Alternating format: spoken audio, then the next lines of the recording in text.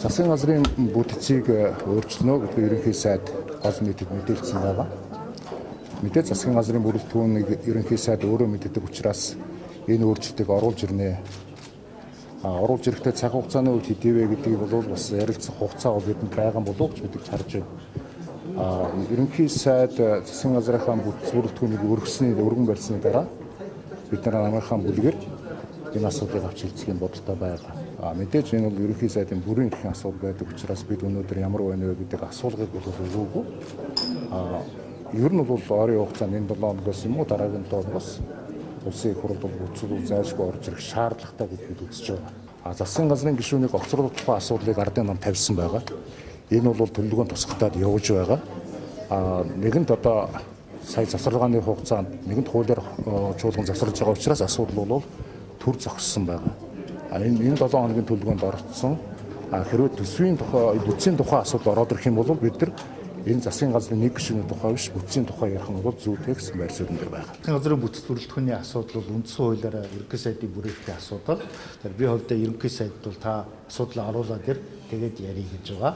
Ерөнхий хүлээлт бол тодорхой хэмжээнд одоо бүтц бүрэлдэхүүнийг илүү чамбайруулсан байх л тал руу ийм хүлээлттэй байгаа шүү дээ. Өөрөөр хэлбэл 12-ны сонгуулийн дараа бол тухайн нийгмийн эдийн засгийн хөгжил, одоо зорилтууд, улс төрийн одоо нөхцөл байдал, хүчний харьцаа, улс төрийн хүчний харьцаа зэргээс болоод одоогийн энэ улсын хурлын бүтц бий болж батлагдсан.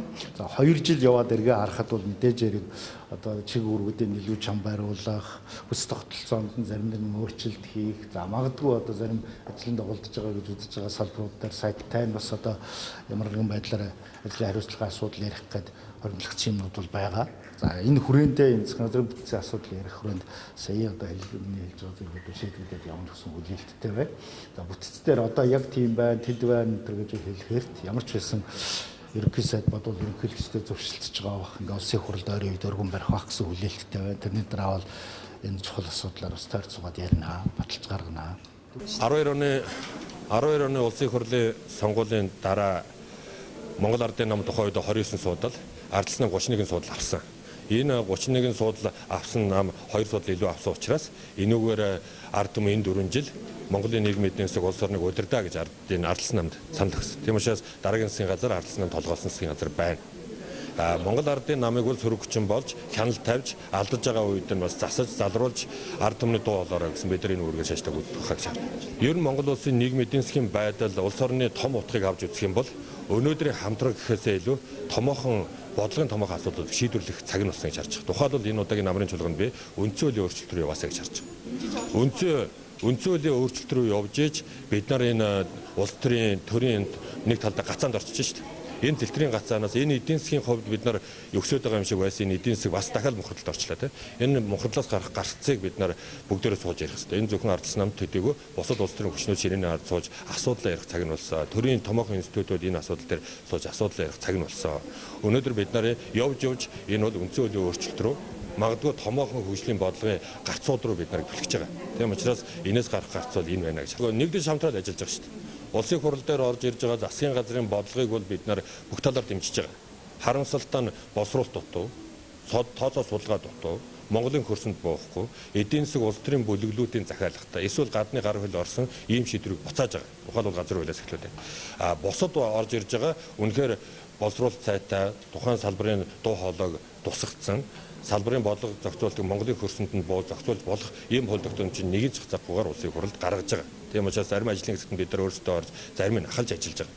Энэ утгаараа бол улсын хурлын төвшөнд энэ засгийн газар хамгийн их дэмжлэгтэй ажиллаж байгаа. Харамсалтай нь хэрэгжилтийг хангах талдаа эргэж орж байгаа гэрийн даалгаврыг гаргахаар дандаа D гэдэг түн F гэдэг дүү аваад байгаа.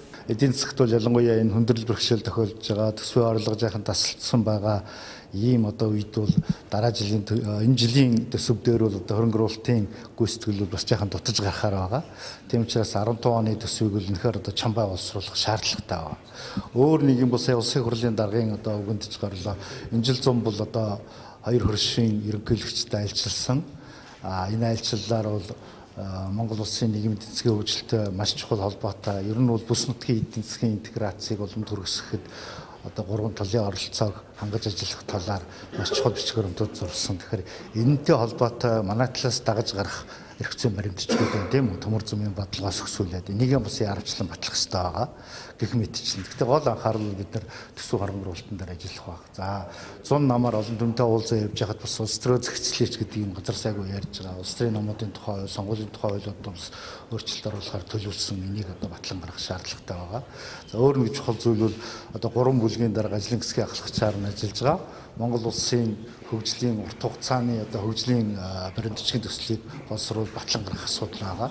За 100 намрын хугацаанд бол энэ ажлын хэсгийн дид хэсэг нь нэлээд гайгүй ажилласан. За сая одоо зарим гишүүд дотоод яваад бас туршлага судалж нэлээд энэ талаар бас ажил хийж байгаа. Сая зоригт гишүүн бид хэрэг өгч байгаа Туркийн хөгжлийн асуудалтай танилцаад ирлээ. Би бол ажлын хэсгийн ахлагчийн хувьд бас ажлын хэсгийн хүмүүстэй тухайлан 100 намрын цуглаад цаасан дээр үл ерөнхийд нь суугаад бараг босцсон гэж хэлж болно. Одоо энэ 10 сар 11 сарын эхний агастууд бид нар яг бодлого болгож текстэн дээр тухайн одоо томьёолсон ийм бичлэгээ хийхээр л бэлтгэж байгаа. Мэргэжлийн улсуудыг дотор оролцуулж байна. Энэ ажлыг болж игэл ондоо за багтахгүй бол оны дараа тэгээ ямар ч хэсэг намрын чуулганы явцад бол урт хугацааны хөгжлийн одоо бодлого тодорхойлсон ийм төрлийн одоо бодлого гарна гэж ингэж харж байгаа. Монгол улсын улс төр нийгэм эдийн засгийн эрх зүйн шинжилгээний суурь өөрчлөлтүүдийг бүрэн хийж дуусгах хугацааны юм чуулган болно гэж ойлгож байна. Бидний төсөөлж байгаагаар энэ удаагийн чуулганы хамгийн ихэнд хэрэгцэх асуудал гэхээр хоёр орныхоо хөршөөдтэй хийсэн гэрээ хэлцээрийн дагуу төмөр замынхаа бодлогыг баталж авах тухай асуудал байгаа. Эдийн засгийн чухал суурь хуулиуд үлдэж байгаа. Ялангуяа бизнесийн орчныгоо одоо бүрэн чөлөөлөх төрийг энэ бизнесийн орчинд тулталдахаас халзах энэ эрх зүйн орчныг бүрэн дуусгах ийм асуудлууд яг шийдэлээ дараа төлөвлөж байгаа. Хуулиуд байгаа гэж ойлгож байна. Дараагийн асуудал одоо ингээд төсөв орж ирж байна. 2015 оны төсөв бол хэдий хүнд байгаа ч гэсэн бид нар бас энэ төсөв дээр хамгийн бага зардалтай. Гэхдээ цалин мөнгөний асуудлаа нэг тийш шийдсэн. Энэ замбраагүй хөрөнгө оруулалтынхаа асуудлыг нэг тийш болгосон. Ийм төсөв байгаасаа гэж бид хүсэж байгаа. Төсвийн бас нэг гол ашиг юу гэхээр ер нь төсвийн эрх мэдлийг хэд төлөвлөлийг бид нэр сар мөгжүүл байсан болтой. Энэ бол бүлгийн байр суурь байх ёстой гэж байгаа. Төсөв бол 2015 оноос эхлээд орон нутагт эрх мэдлийг яриа гэж төлөвлөгөө өгье. Дээр үчин бид нар төсвийг 1996-аас 2000 онд иргэдийн нийт одоо иргэдийн аймаг дүүрэг сумын иргэдийн хурдад өөрсдөө төсөв шийддэг гэсэн чинь тодорхой хэмжээний өрөөнд хаана юугаар зарцуулах уу гэдэг энэ эрх рүү буцааж шилжүүлэх ёстой гэсэн байр суурьтай байгаа. Гэхмэчлэнгээр бидний хүлээж байгаа зүйл олон байгаа.